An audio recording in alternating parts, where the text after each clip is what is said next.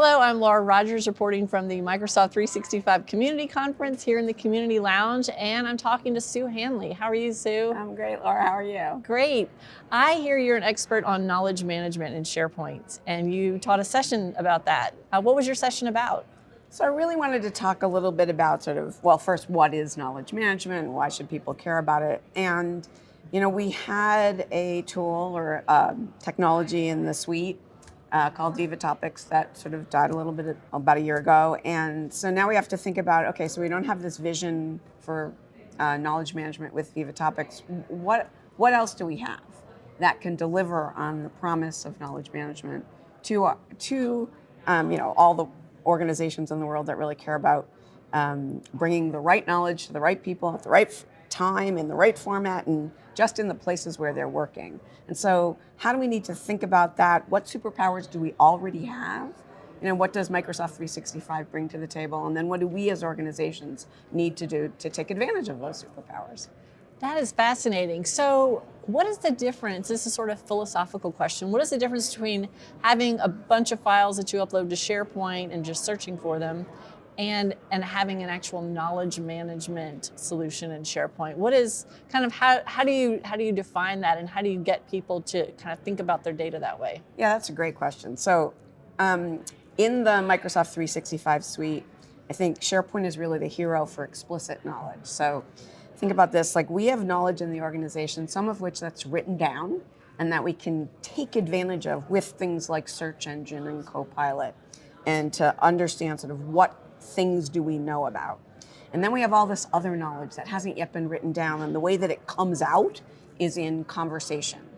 And to make that conversation surfaceable in technology, we kind of have to have conversations. We do that in Teams, we do that in email, we do that in Viva Engage. And so we can get at what we'll call the tacit knowledge. But what SharePoint and files really, how they come to help solve knowledge challenges is that's where all the explicit knowledge lives in an organization. So in order to really take advantage of that, what you really want to do is make sure that what you are not doing is dumping all of your files into a large repository with no governance. Because let's say we're going to stick metadata on that, or we're going to even try to use Copilot to extract some knowledge from that content. Garbage in, garbage out. And so if we have old, crappy content, we will have old, crappy answers. And so one of the things we really need to think about it as organizations, if you want to be able to deliver the knowledge of the organization to every employee, is you really have to start with a couple things. Number one is a culture that encourages people to share and creates a safe space for people to take their tacit knowledge and make it explicit.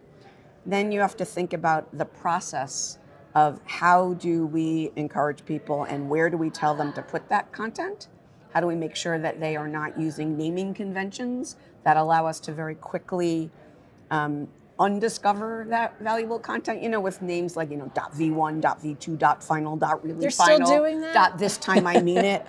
Those kind of things, not taking advantage of version control and getting rid of content that's no longer viable. I was going to use the word old, but I like to tell my kids, just because it's old doesn't mean it's bad. But you do have to think about, how am I going to manage content that's no longer practical or shouldn't be served up as an answer? I mean, there is content that will be out of date, and then there's some content that really reflects, this is how we did this in that moment and is still important, but may not be the best or most current version of that topic. So that really means we need to combine processes to encourage people to put the content in, processes to label that content with metadata and insights, and then processes to extract it like Search and Copilot and all the other ways we find great content. So you use this term metadata. Now, so it's so funny when we talk about metadata because we are very passionate about it. Historically, people have been using files and file shares for 30, 40 years now, and they tend to create a lot of folders, and people tend to think of their folders is the metadata is the data about the folder or about the content, right? So they tend to just still dump things in folders, and create more and more folders. And so even when SharePoint was fairly new years ago, in this concept of putting the data in the columns, putting information about the files in the columns so that you can sort and filter and not have to have folders.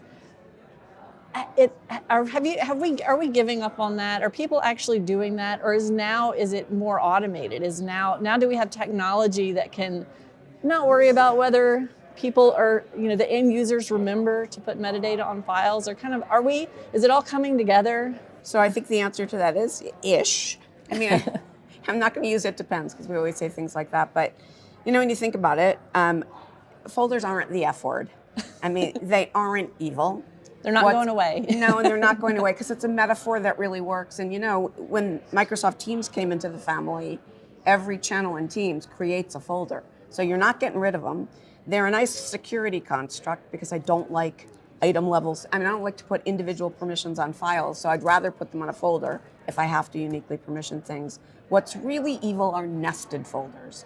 And the more you nest your folders, the harder it becomes to discover content. So it actually goes down in relevance when people are searching for it, if it's deeper in a folder? Well, it's harder to reference it. And also, have you ever had to go through someone else's folder structure and you're clicking and clicking and clicking, and there's nothing in that folder? That is a journey that just causes pain. Real pain. So it's not folders themselves that are evil.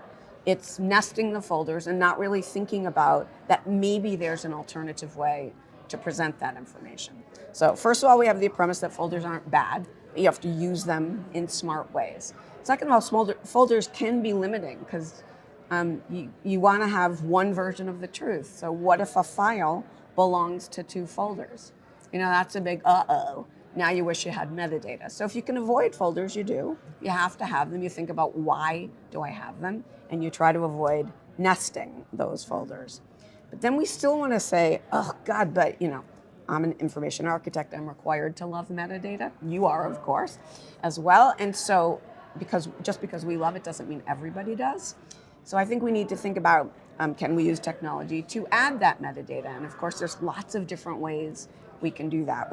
First of all, we can use something that existed pre-AI, and that is the column default value. Yes. And so you can have a folder. When you drop something in that folder or library, if the metadata column doesn't already have a value, that value can be inherited from the setting you set for that container.